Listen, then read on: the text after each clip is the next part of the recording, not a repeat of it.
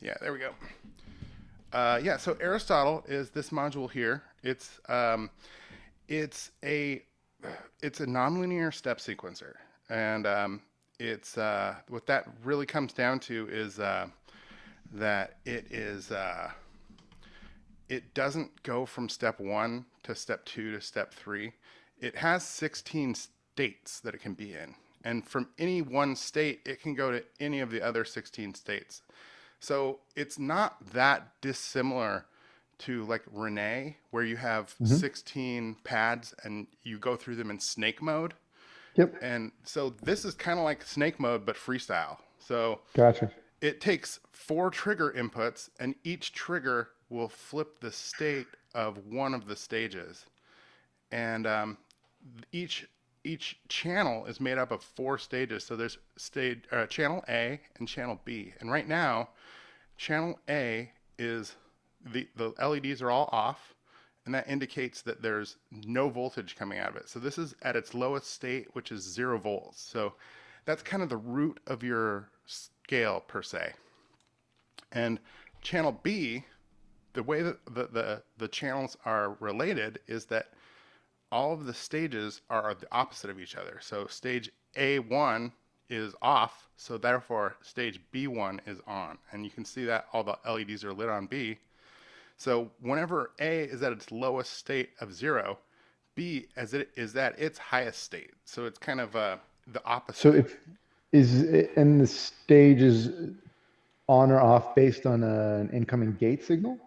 It's not a gate, it's a trigger. So every time it takes a trigger, it swaps Yeah. values. So I'm going to just do a couple. Oh, I'll, okay. I'll I just see. swap. I I got see. the triggers out here for channels 1 through 4. The signal path right now is set up so that 1 through 4 are going into 1, 2, 3, and 4 trigger Yeah. inputs of the Aristotle. And so I'm going to flip stage 1, and you can see every time I send a trigger, it changes state. And now 2 I see. and 3 and 4. There's two more inputs on the device, and those are up here at the top, and they're resets for A and B. And so how that works is if A has a bunch of stages on and I send a Hmm. reset into that reset input, it turns all the stages off and brings you to the back down to the root of 0 volts. So is the output of, let's say, channel A would be the sum of whatever volts are currently on? That's exactly right. So it's an Okay. additive sequencer as well. So it's stage one's voltage controlled by the slider. So each of the sliders has a range of voltage that it can output, and there's jumpers on the back of the module to select between two ranges. But the smaller range is set to about 1.2 octaves, so 1.2 volts. And Okay. so when What's the larger scale? the larger scale goes up to just over 2, so you end up with closer to a little over 9 volts at the total range, and that's really useful for things Okay. like modulation lanes. Like Yeah, you don't yeah, have to just yeah, use this for sequencing pitch. And actually, yeah. sometimes I'll use the 2 volt range and sequence pitch with it, and just most of the time use the lower half of the slider. Okay. Um, Okay. but yeah, it's got two options for that, and you can set each of the channels to a different one if you want. But so right now, all these stages are on, but also the sliders are all the way at the bottom, so they're each adding 0 volts. So even as I change the states, the voltage stays the same. Uh, but I can also bring that up, and now it's this voltage plus this voltage plus this voltage plus this voltage is the Okay. output here. And the same is true for stage or for channel A. So the output is just the sum of these ones. So uh, the let's see, what else do we need to talk about with this? So hold on. If a stage is off, the output is 0 volts, I'm assuming? That's right. Yep. Okay. Yep. Cool. So right now, stage A or channel A is the sum of 0 plus 0 plus 0 plus 0, and so Gotcha. it's 0 out. Let's see. Do you have any more questions about that before we move on? No, no, no, no. Okay. Let's see. So it's not quantized, so I run it through a quantizer outside of the module. Um, Huh. and I use scales right here in this case because it has two lanes of quantization. But I most the other quantizer that I use is the tenderfoot quad quantizer, and that one I use because you can change the scale on you can change the root of the scale on IntelliGel scales, but Yeah. it actually just changes the note mask. It doesn't actually change the root. Oh, okay. So a 0 volt output would go into that and still come out as a C, no matter Right. what the uh, what the root is. But in the tenderfoot, which I like using it with is it outputs. It'll change the baseline. So the 0 volts coming in will be whatever your root is, and you can Hmm. control it with CV, which is really nice. So let's see. The way um, there's some other things about the triggering that I want to talk about, and a little bit about the ideas about how to use it.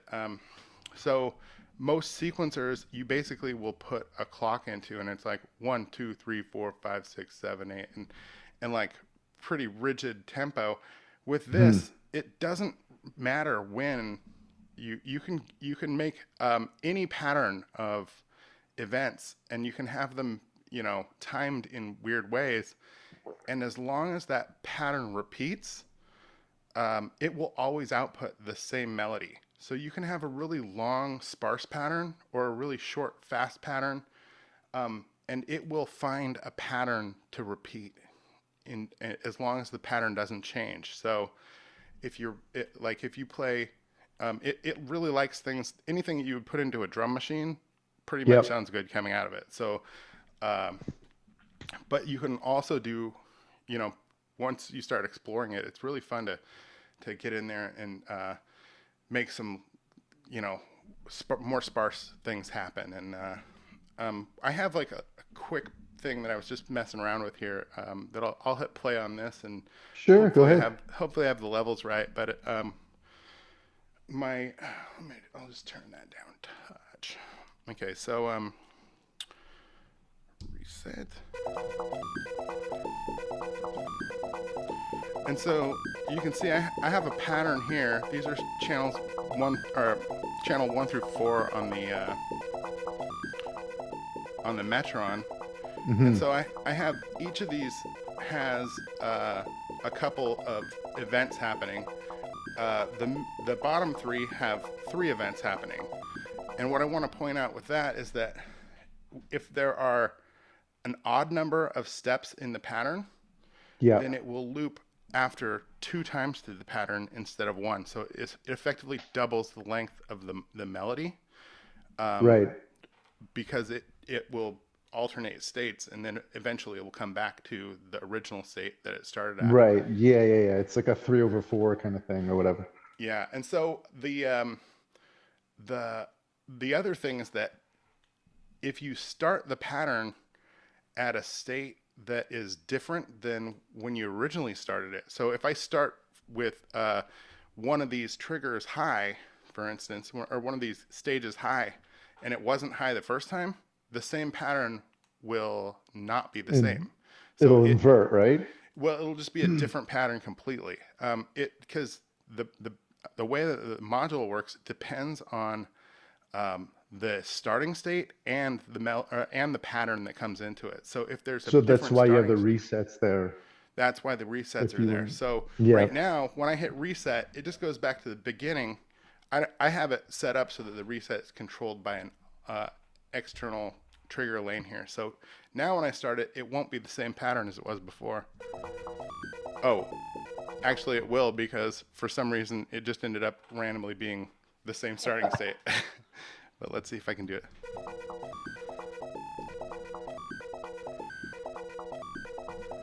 Oh, I probably have a... Ah, that's why. Let's do this. I had the resets entered.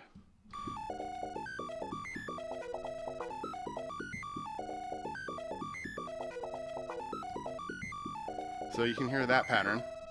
Yep. Now I'll reset it.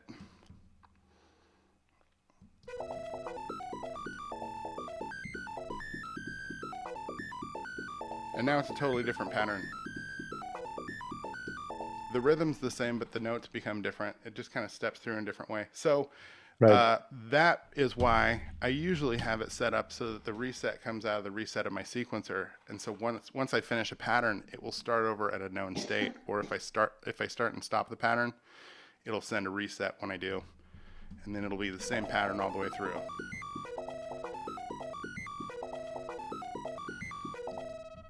And so that is so that kind of covers a little bit the about the previous state dependency as far as how the patterns come out. But another thing that I want to talk about is the Aristotle is set up so that if you don't have a trigger sequencer uh, that has 4 lanes, it still can be used. The way it's set up is that each of the outputs is cascaded into the input. So every time it changes from B high to A high, it sends a trigger to the input of the next one if nothing's patched. So when I run this, it'll go, it'll do a kind of a 16-step arpeggio. Oh, interesting.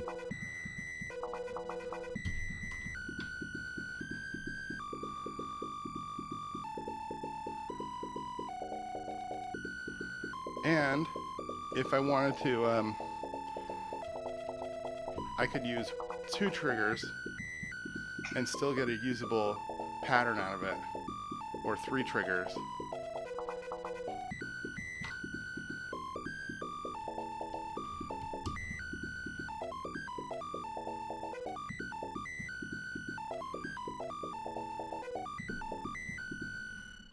So it's pretty flexible about the number of trigger sequencers it requires to operate, and Hmm. it can be pretty fun, pretty much with whatever you have.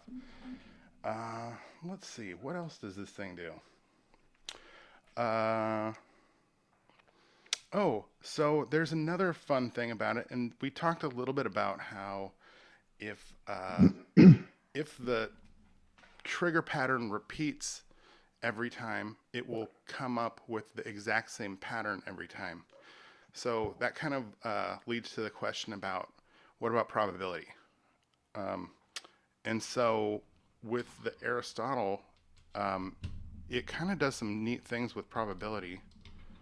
Um, let's see, that's the reset. Let me get these plugged back in.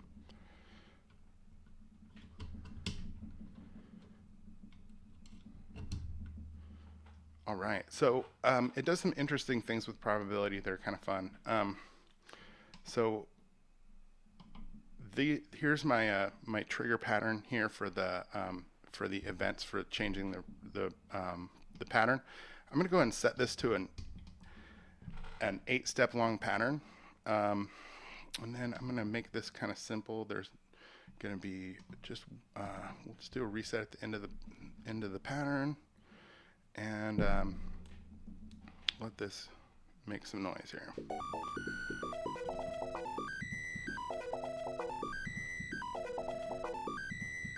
And so I'm going to add some randomization to this pattern by putting in some events that have a less than 100% chance of happening. Hmm.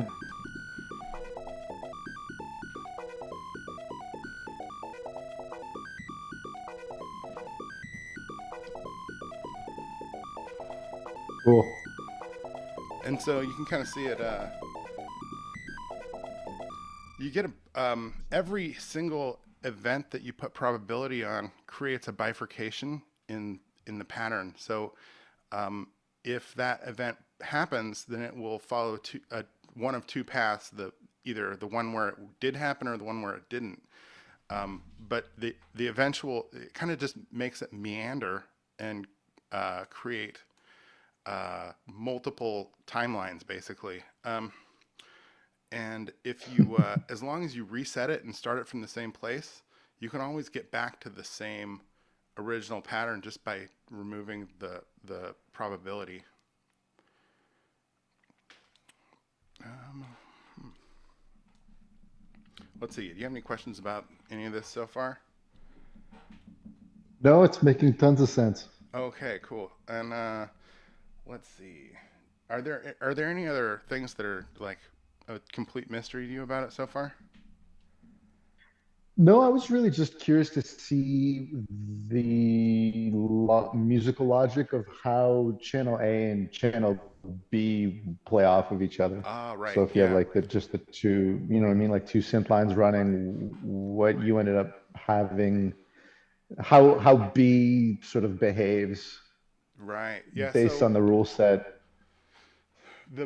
the easy way to describe that is that it's a I I'm not a classically trained musician, but um, there's a concept in music of counterpoint where like usually it involves one thing going up while the other thing's going down, and there's a lot more rules to it than that. But I like to kind of describe this as sort of a counterpoint sequencer because um, the anytime that channel A increases in pitch, it makes channel B decrease in pitch, and they aren't necessarily the same number of semitones. You can control that with the slider, but just the change will always happen in kind of a one against the other. So when one when channel A goes all the way up to its peak, channel B is at the root, and and vice versa.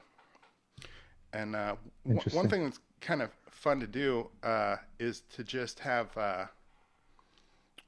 I'm kind of jumping the subject here, but you can have a pattern going and leave one of the channels completely at zero, and then you're left with instead of a 16 step pattern, then you get an 8-step pattern, but you can bring in it ends up with basically with two roots, but you can bring in this second or the fourth stage here. Let me kind of just mess around with that.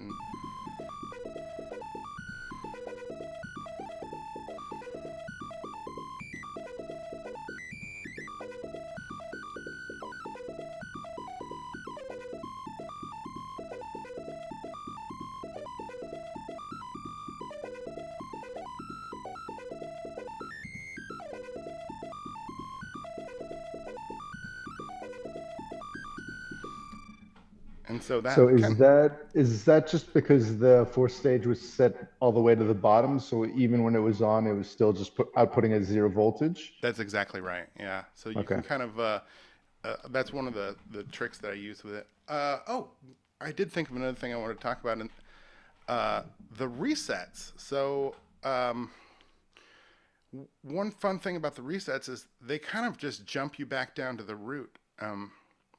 And so one that comes in really handy for doing things in like arpeggios. You can kind of let me see if I got a pattern here. Pattern length. We'll make this long.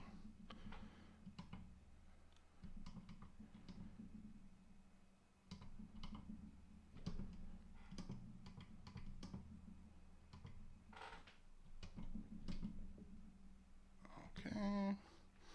So this should be kind of a longer pattern. Um, I'll make this lane. So this is the lane that I have the reset hooked up to, Okay. and it's gonna we'll have it that's that. Oops. Now it's the lane I have the reset hooked up to. So I'm gonna add just one reset at the beginning, and I'll hit play, and it's gonna play either a 16 step or 32 step long pattern, depending on whether it's an even or an odd number of triggers.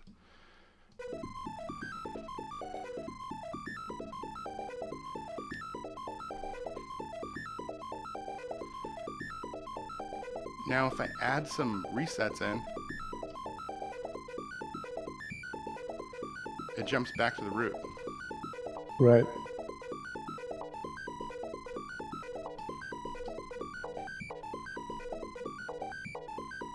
That's cool.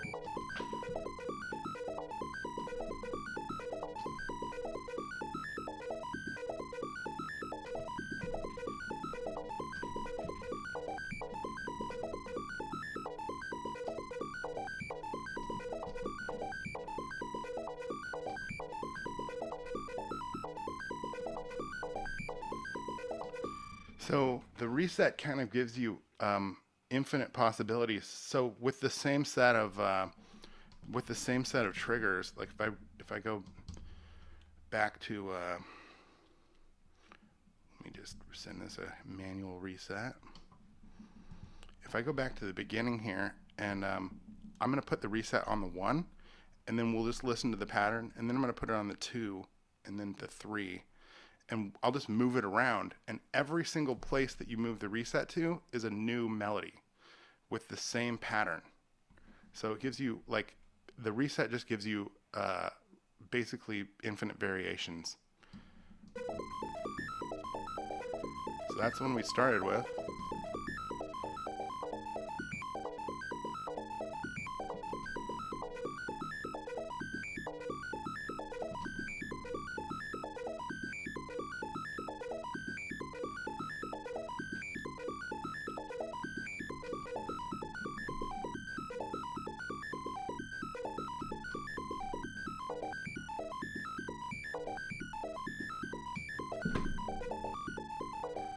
So there's basically 3 ways to change the pattern that comes out in the melody pattern, and the ways are: you can change the pattern of triggers, you can change the sliders, or you can change where the reset is.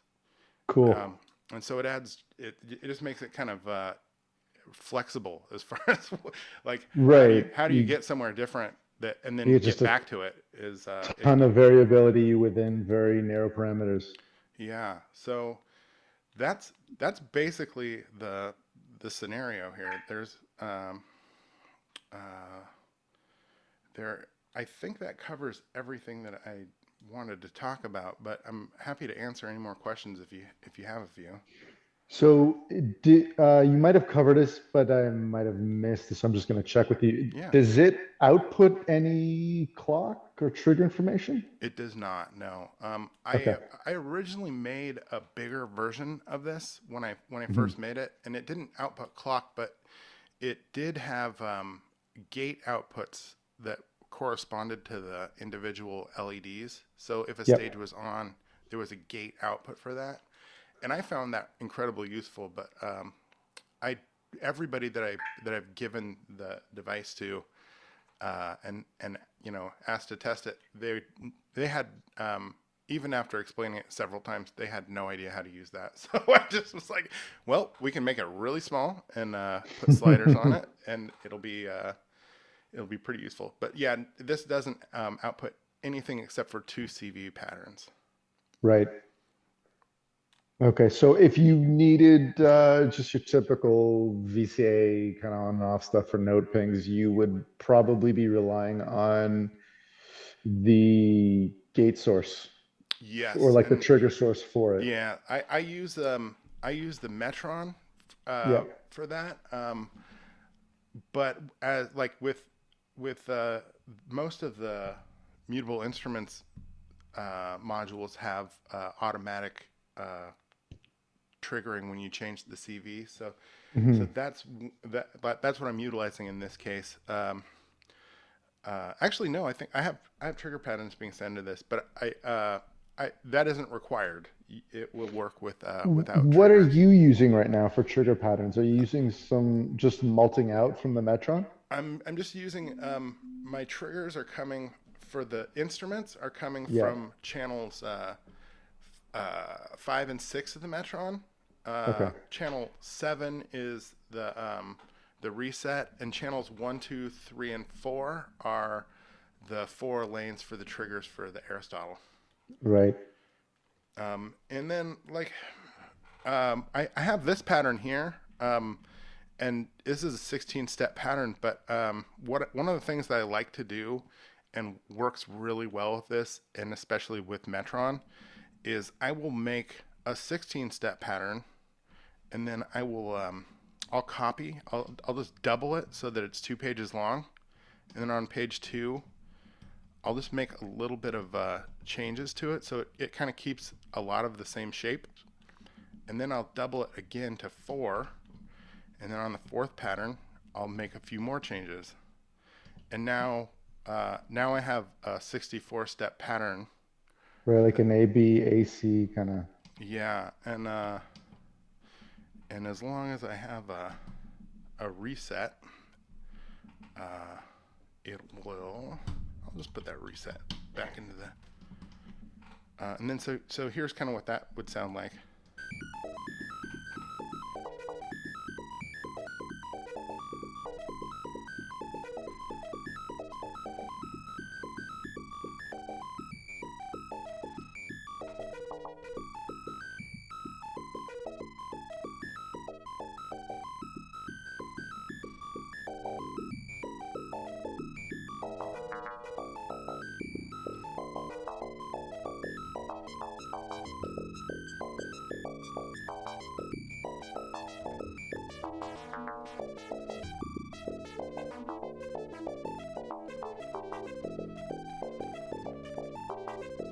Yeah, and so that allows me to make longer patterns, and honestly, this is a pretty busy one, but they're almost better when they're more sparse. Right. With the long ones, you get a few changes, and it gets more atmospheric and feels pretty. It doesn't really work with the oscillator settings that I have, but in my performance case, I have a EO wave domino and a Atlantis as my 2 voices, and they work really good for doing slower stuff. Hmm. Very cool. Well, I think we're almost out of time with our meeting, so I want to kind of wrap it up. Looks like we got about 3 minutes left, 4 minutes maybe. Sure. But if you have any more questions, let me know, and I'll be happy to help you out. I think I get it. So you could ostensibly, I'm thinking like use, let's say, um, just like a very basic 2 note sequence on one channel, and then use like one of the other stages as a transposition. Like if you have stage 2 on for the entire 60, let's say you have a 32 bar sequence, right? So it's like Yeah. 2 pages off of the Metron. Yep. And then you're just doing like a 2 note thing on the first 16 stages. And just leave Or the sorry, next one on. right. And then just put it on for the next stage. You can kind of start to use them as transpositions of these Yeah. like So let's set very that up real basic little quick. sequences. I can, and this is it's whoops. I just erased the wrong thing. But let me go ahead and just make a pattern that's 16 steps long, and then I'll make a trigger pattern for channels 1, and we have channel 4 currently on.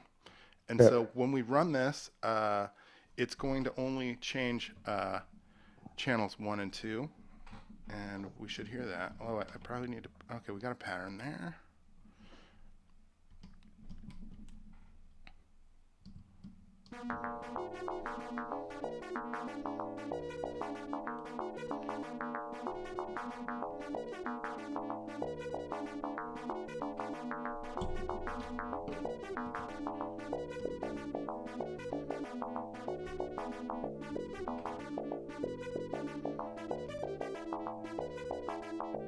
Cool.